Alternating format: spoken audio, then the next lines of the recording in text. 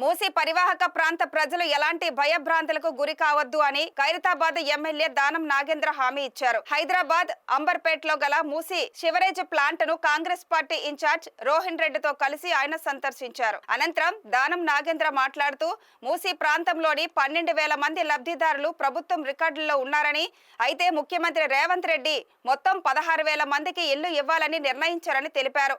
రాజకీయ లబ్ధి కోసం కేటీఆర్ అడ్డుపడుతూ అనుచిత వ్యాఖ్యలు చేస్తున్నారని మండిపడ్డారు. అందరికీ డబుల్ బెడ్రూమ్ల ఇండ్లు కేటాయించడం జరుగుతుందని దానం వెల్లడించారు.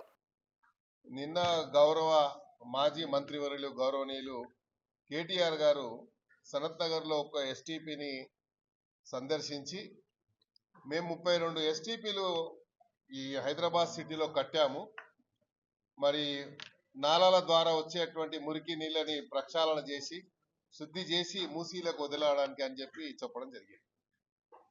చెప్తూ ఇంకో మాట ఏం చెప్పారు వారంటే, ఇప్పుడు మళ్ళా వీళ్ళు మూసీ ప్రక్షాళన ఎందుకు, మూసీకి మళ్ళీ కొత్త ప్రణాళిక.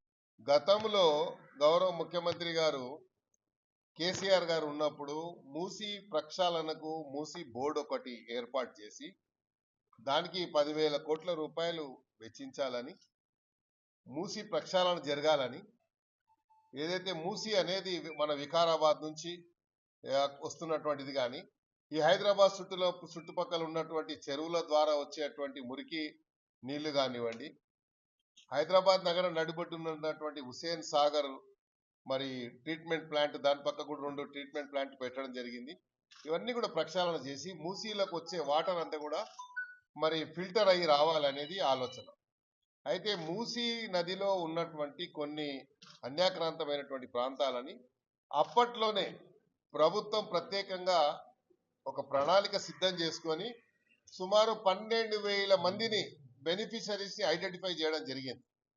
ఆ 12,000 మందికి డబుల్ బెడ్రూమ్లు ఇవ్వడానికి ఆ బెనిఫిషరీస్ మొత్తం కూడా ప్రభుత్వం రికార్డులో ఉంది. నేను అనుకుంటా మరి పబ్లిక్ డొమైన్లో కూడా ఉండొచ్చు, ఎందుకంటే అప్పుడు ప్రభుత్వమే సోషో ఎకనామిక్ సర్వే చేసింది కాబట్టి పబ్లిక్ డొమైన్లో కూడా ఉండొచ్చు. కానీ ముఖ్యమంత్రి గారు ఇప్పుడు రేవంత్ రెడ్డి గారు ముఖ్యమంత్రి అయిన తర్వాత ఆ సంఖ్య పెరిగింది కాబట్టి మొన్న జరిగినటువంటి రివ్యూ మీటింగ్ లో ముఖ్యమంత్రి గారు చాలా కేటగిరికల్ గా చెప్పడం జరిగింది. 12,000 అయితే సరిపోదు, 16,000 మందికి ఇవ్వాలి అని చెప్పి ముఖ్యమంత్రి గారు ఒక నిర్ణయం తీసుకొని దానికి కావాల్సినటువంటి ప్రణాళిక ఆల్రెడీ సిద్ధమైంది. రెడీగా ఉన్నటువంటి ఇళ్ళని ఎలా పొజిషన్ ఇవ్వాలనేది వారికి చర్చించిన తర్వాత చేయాలని ఎవరికి ఇబ్బంది కలగదు. కానీ నిన్న కేటీఆర్ గారు ఏం చెప్పారు, ఇప్పుడు గుడిసెలన్నీ గులగొడతా ఉన్నారు, రేపు మూసీ దగ్గరికి హైడ్రా వస్తుంది, మూసీ పరివాహక ప్రాంతాల్లో ఉన్నటువంటి వాళ్ళందరూ అప్రమత్తంగా ఉండండి అని రెచ్చగొట్టే ఒక ఇది. అంటే ప్రతి సందర్భంలో కూడా రాజకీయ లబ్ధి పొందడానికి మీరు చేస్తున్నటువంటి ఈ ప్రయత్నము మేము తీవ్రంగా ఖండిస్తున్నాము. ఇది హైదరాబాద్ సిటీ, నువ్వు ఒకప్పుడు చెప్పేవాడు, మేము కూడా సంతోషించే వాళ్ళం. హైదరాబాద్ విశ్వనాథ్ కూడా ముఖ్యమంత్రి గారికి పేద ప్రజల ప్రక్షాళన మేము కూడా ఉన్నాం, వాళ్ళ ఇండ్లు తీయొద్దు కొట్టొద్దు అని మేము కూడా చెప్పినాం. ముఖ్యమంత్రి గారు కూడా అదే ఆదేశాలు ఇచ్చారు, ఎవరి పడతాలు కొట్టమని చెప్పలేదు.